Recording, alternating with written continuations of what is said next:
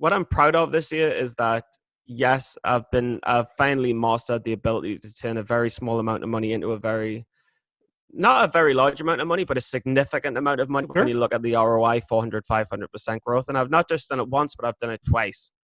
And I think I'm net profit on the year, which is awesome. But also, like, that's amazing. But then also in terms of career, I've managed to balance a career with trading and then made significant growth in a career as well. So, like, for me, apart from the fact that I don't have a girlfriend still, and I might still have that Indian girlfriend, but apart from that, like, dude, it's an amazing year, and I have an alcohol problem. Apart from that, it's been an amazing year. Like, I'm so proud and happy. I'm so proud and happy.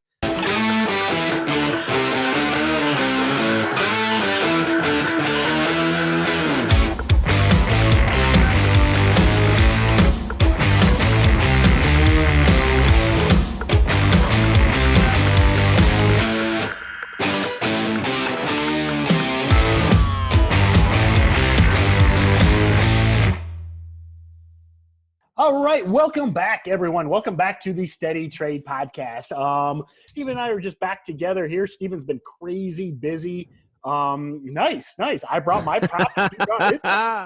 If you're watching on YouTube, if you're not watching on YouTube, I've got a Santa hat, and Steven managed to find a little Santa Lego doll or something. But we're celebrating in our own ways.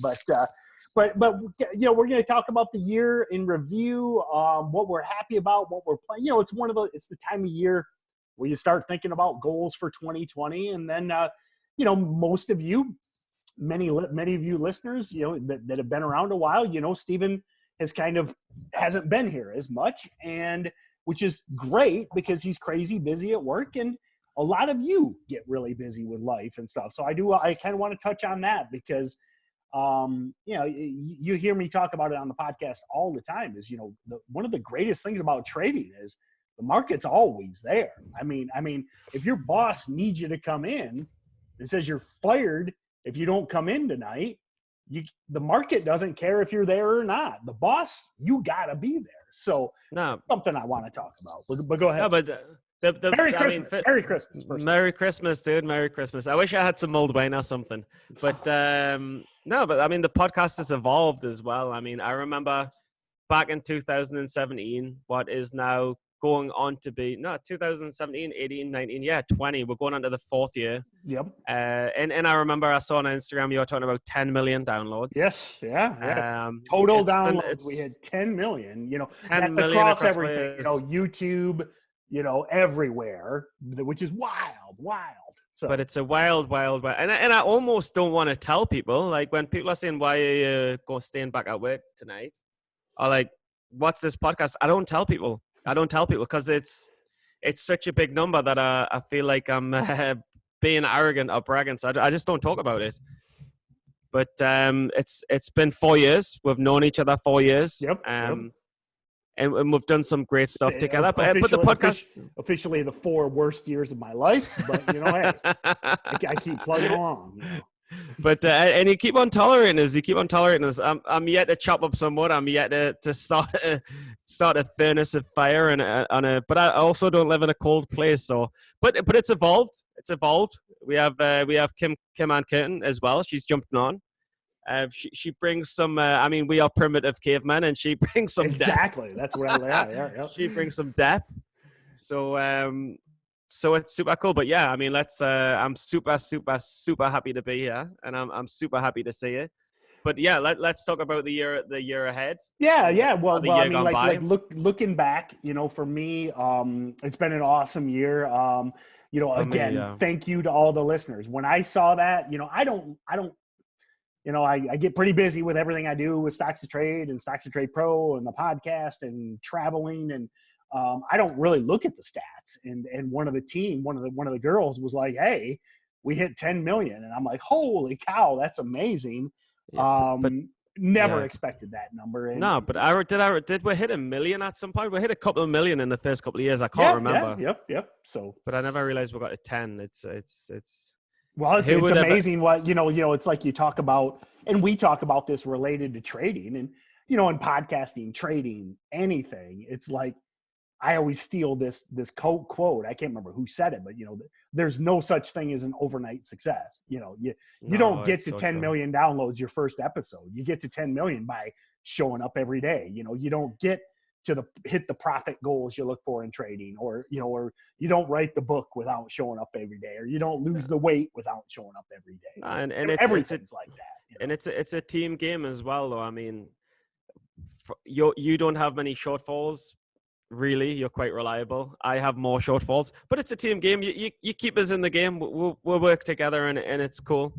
But if there's anything that I could take from this, because I don't want to be too like self-indulgent on Christmas Eve for these guys. Like, I want to provide some advice, but equally was super proud, and I know you're proud and I'm proud. But if there's any advice, there's no, like, if you want to do 12 hours every day, fine, but don't burn out. Mm-hmm. But it's better to have the steady approach, which goes to steady trade, but it's better to have the steady approach. Do 4 hours every day. Do it over 3, 4, 5, 6 years. There's a Bill Gates quote where he's like, don't think where am I in a year. Don't make a 1 year plan. Make a 5 year plan. Make a 10 year plan. And that's more realistic for everybody, because nothing great in a competitive world can be achieved unless you have a 5 year plan to develop. Well, and what I like about, and this is something that we push every episode is, with trading, so much of it's very, very front end loaded. And, obviously I'm going on my 13th year in active trading, but I was studying for years before that. You're shorter in your journey, but, look at earlier this year. I mean, you turned a $500 account into a $4,000 account like 3 times over and over again, because you spent all that time at the beginning to learn this stuff. Yeah, no, and now you're crazy busy at work. You're getting a promotion. You guys got all these projects. You're pushing through the year end. So now you've got those skills. You've got that ability. Yeah. I'm a bit scared. I'm like, oh my God, am I going to be able to come back to it? And am I going to be okay? Because for sure, like, I've now looked at the market for a few weeks, and I'm like, oh my God, am I going to be okay?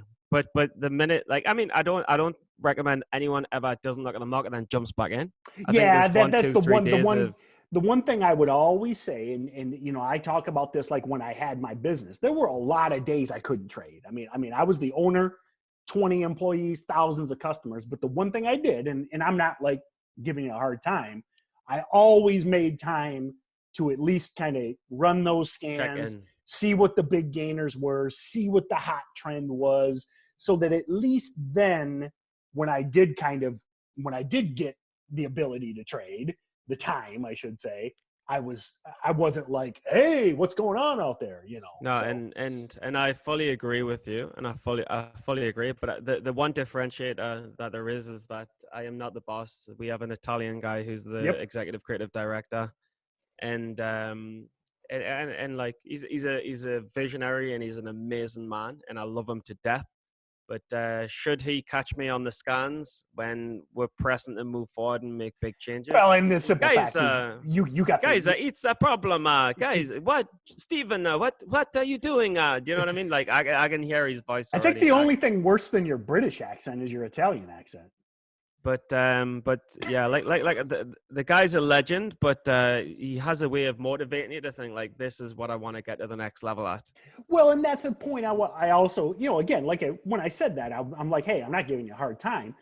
But, but to the listener out there, Steven's got time zone issues. He can't, like me with, Eastern time zone I'm still Eastern time zone, but when I had my business, I usually, things didn't really get cranking until 9 a.m. So I could peak at 7 a.m., 8 a.m. You don't have that. You can't do that. It's the middle of the day, Dude, the market opens like 6:30, yeah. But you really want to be looking 5 p.m., 4:30. And and then this is where I'm in different projects. I'm going to get asked different questions. I have to be on top of stuff a bit. But will I ever stop trading? No, never. It's built in. It's built in for life. It's built in for life. That's one of the reasons, again, that I respect is you got the bug, built for life. Man. It's built for life. And over Christmas, it's going to be nonstop. I've got 2 weeks off over Christmas. It is going to be relentless, nonstop. You'll see it on Instagram, Twitter. You'll see it everywhere. It's just there's times in your life where you need to step up in other areas, and this is one of the times when I've needed to step up. You've got to think of yourself and your security, and yeah, I mean, same thing. Can I be like good enough to provide for children one day? Do you know what I mean? Can I make it to the next level to provide for kids one day? But work is one thing. But what if and God forbid if you had like a sick kid or something? I mean, again, the reason I constantly talk about trading as the ultimate side hustle, I call it, is I don't know any other like side hustle where you can just close that laptop. I mean, if you're drop shipping on Amazon, I mean, you got to fill those orders. If you're selling t-shirts, if you're flipping stuff on eBay, if you're flipping houses, I mean, you can't just walk away. I mean, if you're in the, if you're listening, drop me a comment. Is there anything else like the market where you just sell your positions and close the laptop? I can't think of any other, side income project. I mean, I got rental houses. They're mostly hands off, but if it's 10 degrees out, if my renter's furnace go out, I gotta go there. I can't say, well, I'll be there in a month. Their pipes will freeze. So that. Don't discount that. That's why I love trading so much as a side hustle. I get that, and I get the efficiency of it, and I get how much you love drinking water.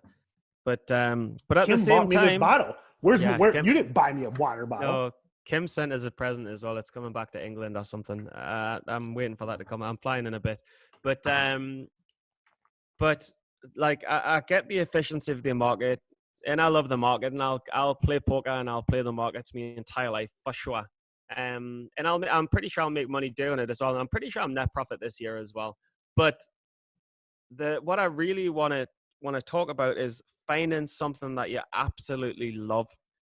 Because if you absolutely love it, then it's just not work. Do you know what I mean? Yep. It's just not work. And you shouldn't, if there's a famous quote that says, if you're bored in life, you're a boring person.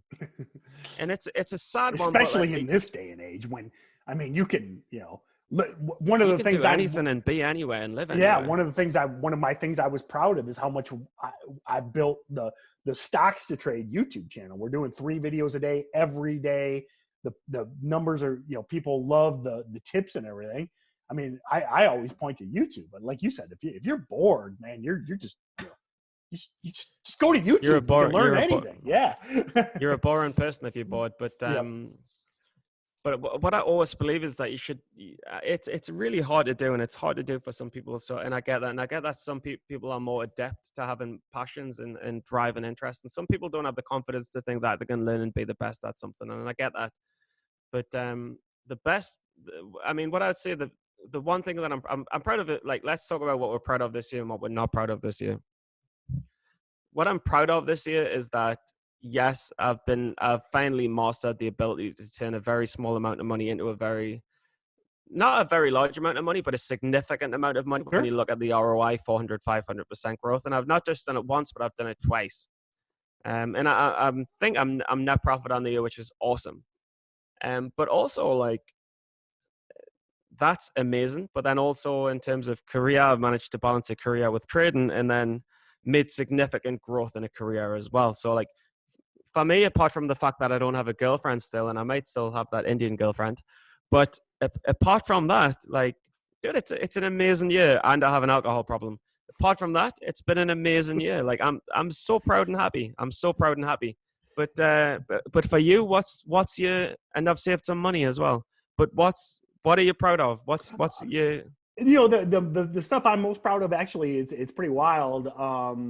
Tomorrow, I will do, so many of I do a mentorship program with Stocks-to-Trade Pro, where I do 2 webinars a day, and I'm going into the basically third 3.5 years of that, and so tomorrow I'll hit 1,800 webinars I've done in Stocks-to-Trade Pro at an average. You love counting these, yeah. At an average, hey, it's a whole dollar breakout, man.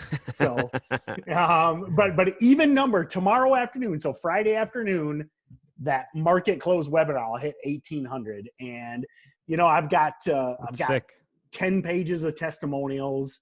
of people that are just that love it. And man, it's just like, we talk about it, and there's a reason I do the podcast. I mean, the reason I do the podcast, I love helping people learn this because I am so passionate about it. It's like, it's one thing to, if you make $1,000 on a trade or you make $5,000 on a trade, as a jaded old man, it's cool. I like it.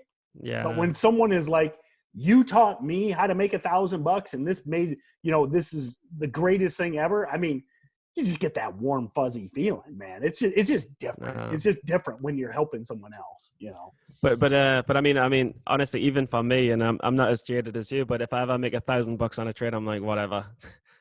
And I know it's crazy because so many people would be so happy to make 1,000. Yeah, that's like, a sign of maturity. To the listener, you might be like, he's whatever about $1,000, but listen, go back in the archives. One of the things I'm most proud of Steven is his growth and how he's recognized back in the early days. He was just trading for action, man. He just wanted the juice, baby.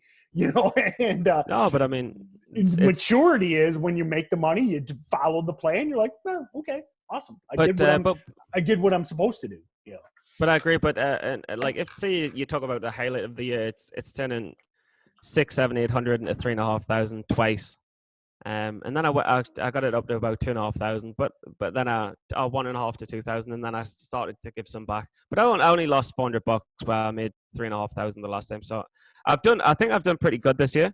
But the negative is though that at the start of the year I had such a strong mindset of I'm playing this game to prove me mental toughness at cutting losses and sticking to plans. And I still, even this year, started to get carried away with the money. I was making money. I was growing my account 200%, 300%, 400%. And I started thinking, oh, I'm ducks again. And it's a regular problem that I'm occurring. And I'm just disappointed a little bit. Although I haven't lost any money really, like lost $100, $200 when it's gone wrong. But I'm disappointed that I fell back into those mental habits. It's not cost financially, but it's mentally, it's disappointing. Well, and again, do you think, trying to make, lemonade out of lemons, do you think you would have had this introspection 2 years ago? No. That's what I'm getting at. It's all a forward path. It's all a path of ascension. And every 2 steps forward has 1 step back. Yep. And if you ask us in 10 years, how will I be trading the markets based on the last 4 years or 3 years? I'll say I'll be trading them a hell of a lot better and a hell of a lot more profitability than I was 4 years ago. Yeah. A hell of a lot better. So the path is there. The words that you said when we first met of just stay in the game and you'll make it are still there.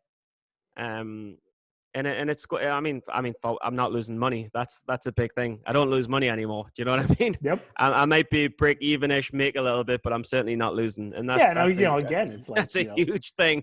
and it's like that's why we're here, and I think that's why people, hopefully the listeners appreciate us, trying to be as real as possible. I mean, this isn't a get rich quick scheme. I mean, many people. I mean, painful. You can read the books. I mean, Kim and I interviewed Jack Schwager a couple weeks ago. He did the Market Wizards books. I mean, he's got people in those books that took 10 years to accomplish it.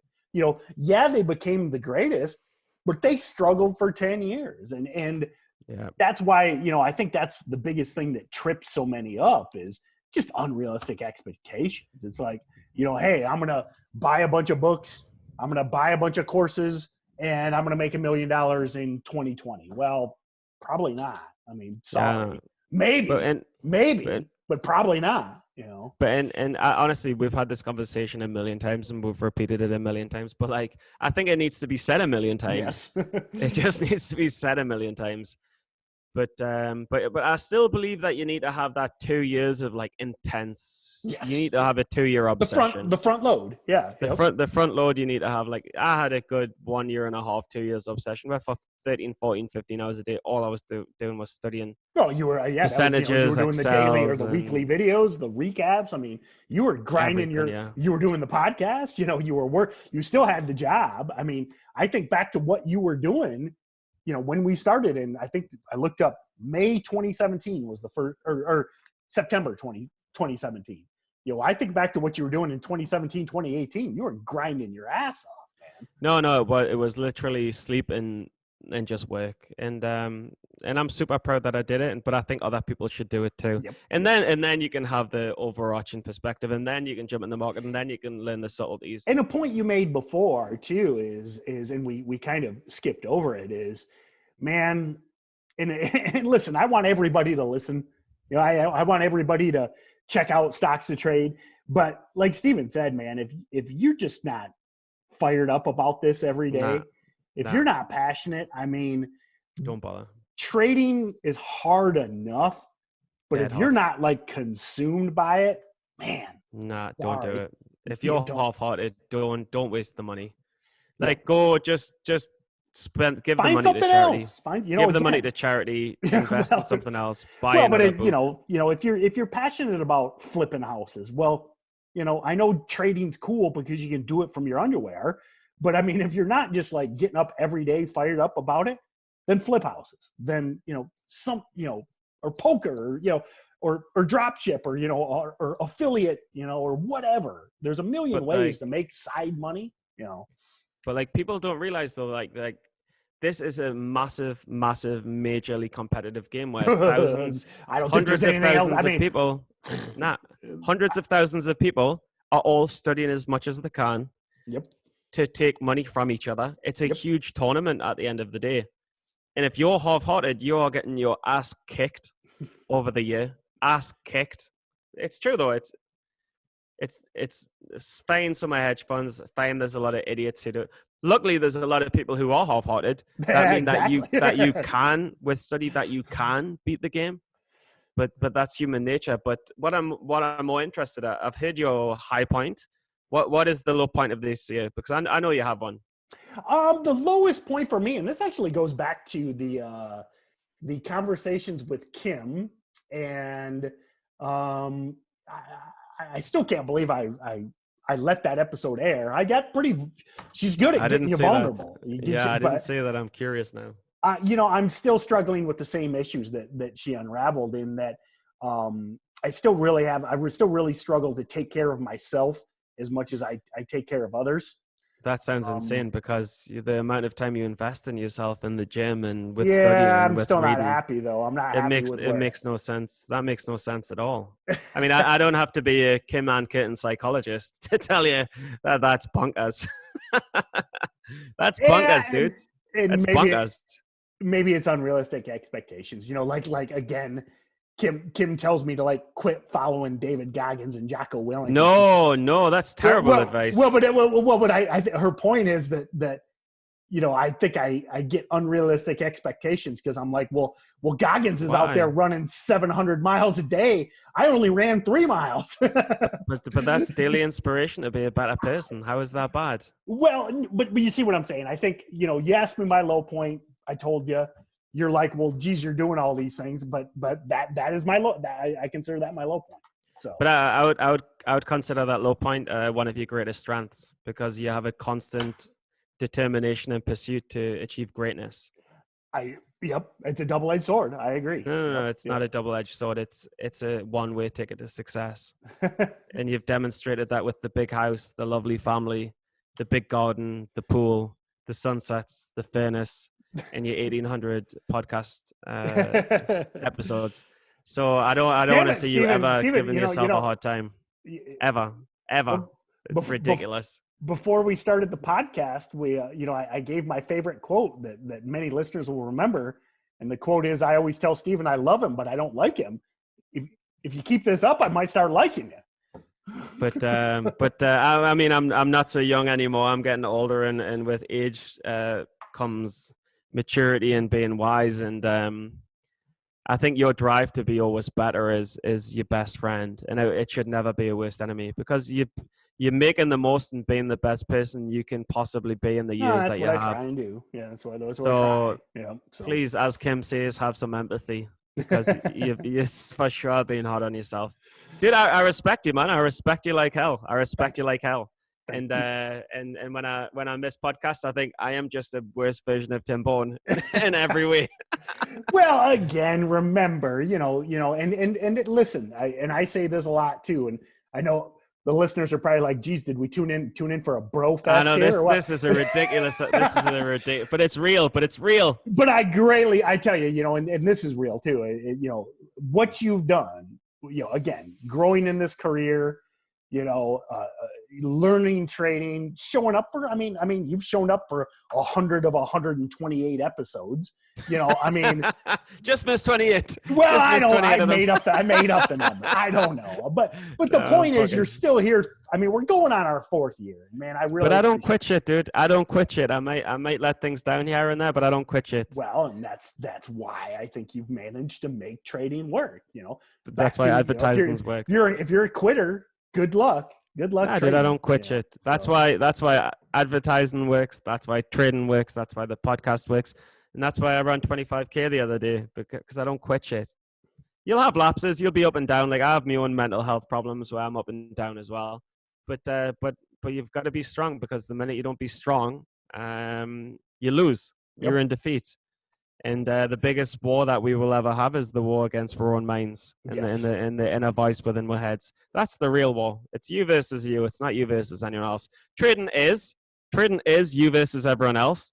But really, it's you versus you at the end of the game. You know the game. You know the rules. Yeah, when that loss went from 100 to 500 to 5,000, that's not someone else. That's you. That's you. That's not someone else being like, give us the money. Give us the money. Exactly. I'm pulling the rope. That's you. It's all you versus you. But if we're gonna end up, I want to give. Yeah, no, you got to get to a point. So yeah, I don't care. I'm having a great conversation. I don't care. I don't need to be at the airport for another hour. But if I want, I just want to leave. An hour, 2 hours from now, I'll check your Instagram and you'll be drunk. And I'll missed it. I'm drunk and I've missed it. I'm talking how I'm so successful that I'm like flying the next day and I'm paying 3,000 dirhams again. But and I have a record for that. But no, if I let's leave it on maybe one trading tip and one piece of advice to end the year, because I want to give the listeners some value. And we'll go first, one for each. What's the trading tip that you'd give? The biggest tip I would give, number one thing is, it's just have that long mindset. It's just, you got to study, you got to do all this stuff. You got to keep your losses small. Yeah, you got to look at charts. Yeah, you got to read, but just have realistic expectations and just know that there's nothing wrong if it takes you 6 months, 9 months, 6 years, whatever. It's different for everybody. And just, I know it sounds corny, but enjoy the process. I think back to, I joked about this at a recent conference. When I got started, my research process was recording Mad Money, with Jim Cramer, that clown, the guy ringing the bells and stuff. The listeners will know he's on CNBC. The guy's a clown. Okay. I used to record that show and I'd watch it at like 4 a.m. for trading tips. And I'd like write down tips from a TV show. And that's how I got started. Okay. So, but I still think back to the days of reading the books and, and when things would like, whoa, I get it. I know what this is. I understand it. Waves. So enjoy the process and just, don't try and rush it. Just, bust ass at your day job like Steven does. You at least you got insurance at your day job. Day trading, the market don't give you no health insurance. All right. The market doesn't give you paid time off. Okay. So just enjoy it and have that long mindset. And have that mindset of it. Like it's an extra pocket money. It's extra pocket money. Yep. Right. My tip would be the most important thing that I've learned this year is, always have the mindset of you're not practicing to make money, you're practicing to see how disciplined you can be. And that's my biggest mistake this year, and it's my greatest achievement. It's a double-edged sword for me as well. Greatest achievement was falling into the mindset of I'm just going to be as disciplined as I can and I don't care about anything else. And the money is not the winning and losing factor. My level of discipline is. Yep. And when I did that, that's when I had those 500% ROI months. And then I slipped because I got cocky and thought I was going to be Stephen Docks and Roland Wolf again. And not that I lost, but I didn't have the same success. Whether that's market change or what, I don't know. But top tip is go into the market every day thinking I'm going to practice how good at being disciplined I can be. and nothing else matters. Honestly, if you've got that, nothing else matters. Yep. And then and you just put in the time, because that discipline is what screws everybody up. We joked a few minutes ago about you turn that $1,000 loss into a $5,000 loss. That's nothing to do with studying chart patterns. No, about being an idiot. You can stare at chart patterns for 1,000 years, but once you're in the trade, and you turn a $100 acceptable loss. Let's say you got a $3,000 account and you turn a $100 loss into a $2,990 loss. That no chart pattern is going to help you there. That's just discipline. Yeah. But honestly, and if you are doing that, which so many listeners will be, so many will, but no one talks about it on Twitter because no one admits it. And neither do I. But you will stop doing that over time. Yep. Like I took some 5,000 losses. Then I started taking 1,500 losses. Now I take 500 losses. And now if I lose like 400, 300, I'm gutted. Yep. So like the losses get lower because you can't deal with the feeling of being sick after such big losses. And that's a good tip. Not take them. Because many people will ask me, they're like, we've all done it. We've all done it. We'll all do it again. I mean, hey, we've all got big I'm not taking a $5,000 loss anytime, dude. Unless my gains are 20,000, I'm not taking a 5,000. My point is, at some point, you're going to take a bigger loss than you wanted to. It's going to happen. Just being realistic. Yeah. But people ask me, how do I stop taking these big losses? And I'm always like, at some point, you'll just get sick of it, man. No, you'll like take you just said, you're just like, I am not doing this again. So. No, and then you'll say I'm not doing it again, and then you'll do it 2 more times, and then you'll stop, But what's your leaving piece of advice for the year, and what's your advice for the year ahead for the guys? My goals are really the same as last year. I want to continue to grow the podcast. I'm excited bringing Kim on. I'm excited to keep working with you. We've got some great guests lined up. Kim has landed us some hedge fund guys.